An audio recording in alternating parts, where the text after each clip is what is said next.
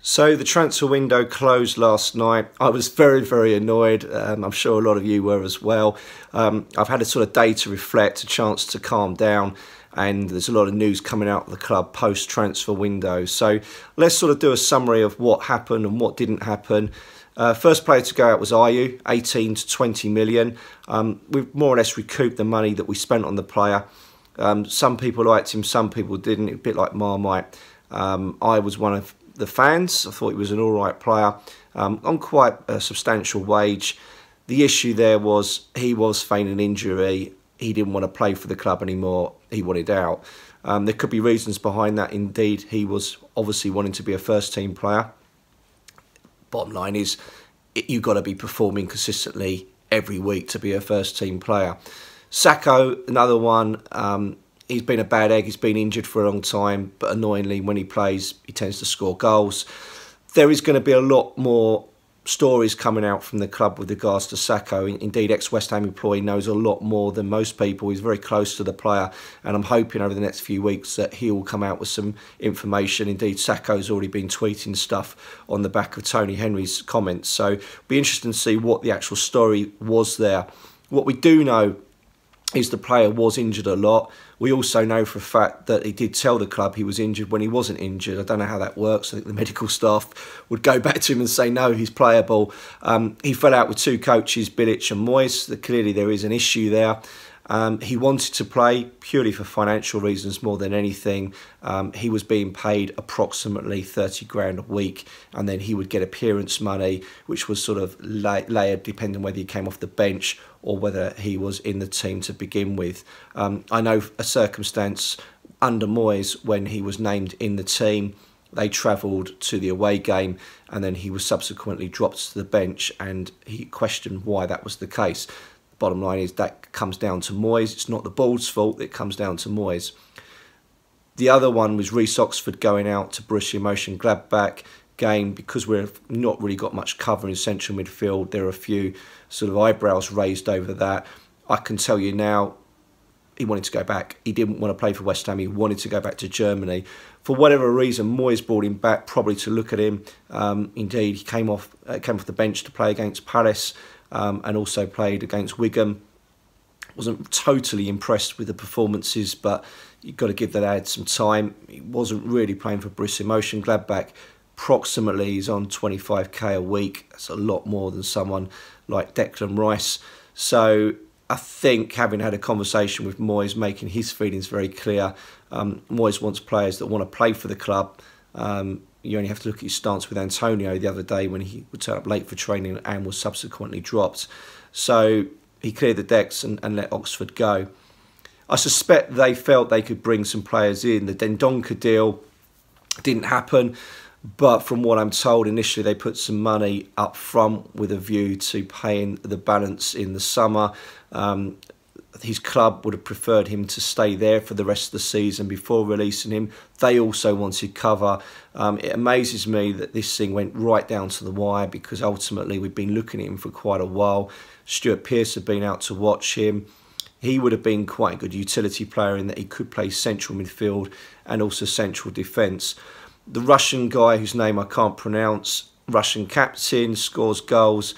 He apparently turned down the opportunity to come to West Ham. Again, I don't know the reasons behind that. I suspect he was worried that he wouldn't be a first team regular, and clearly needed that in order to maintain his place in the Russia team for the World Cup. You look around the other club's activity, it's quite interesting what actually happened. Indong was a player that Moyes signed at Sunderland, and he went to join Watford on loan. And I would have thought, given the issues with the financial fair play and the chairman not wishing to spend a lot of money, that they didn't try and get this player in on loan, at least maybe for 6 months. The other one that surprised me was Deulofeu, went also to Watford, again a loanee, played for Barcelona, played for Everton, would have been a good player to come in on loan for us. The other one, debatable, but Sturridge, we know he's injury prone. He wants to get back into the England team. He's gone out on loan to West Brom. I think it's a risk-free investment, because if the player gets injured, he then goes back, and he's going to be playing very, very well for them in order to get back into the England team.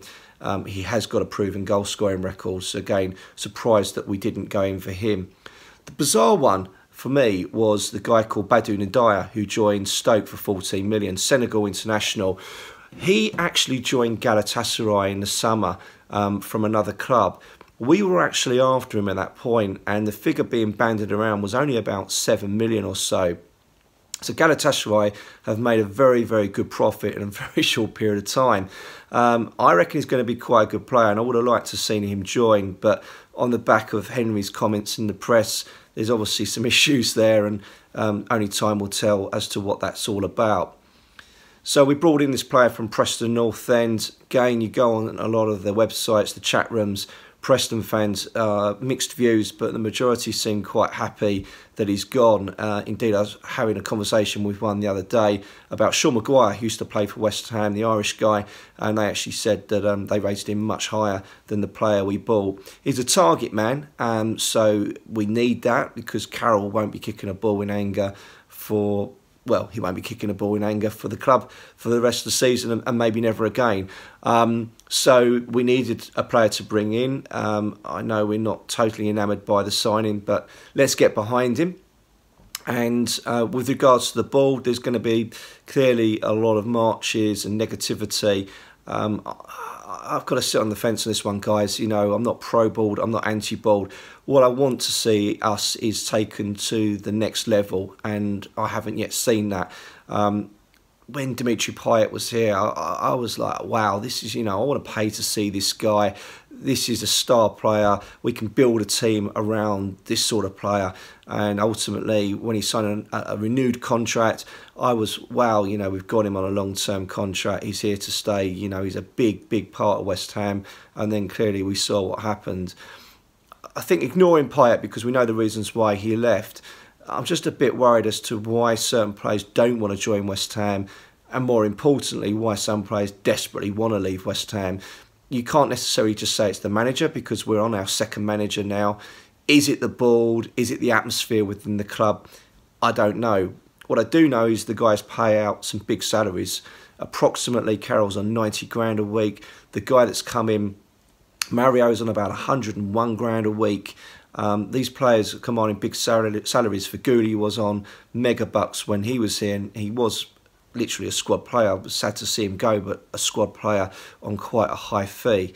So all I would say, guys, is let's get behind the club. Let's get behind West Ham. In particular, this youngster's come on from Preston North End. See how he performs. Actually, he's not that young. He's in his mid-20s, so he's really got to perform quickly. But let's give him a chance and support the club. Brighton is a must-win game. We tend to do well away, so come on, you Irons.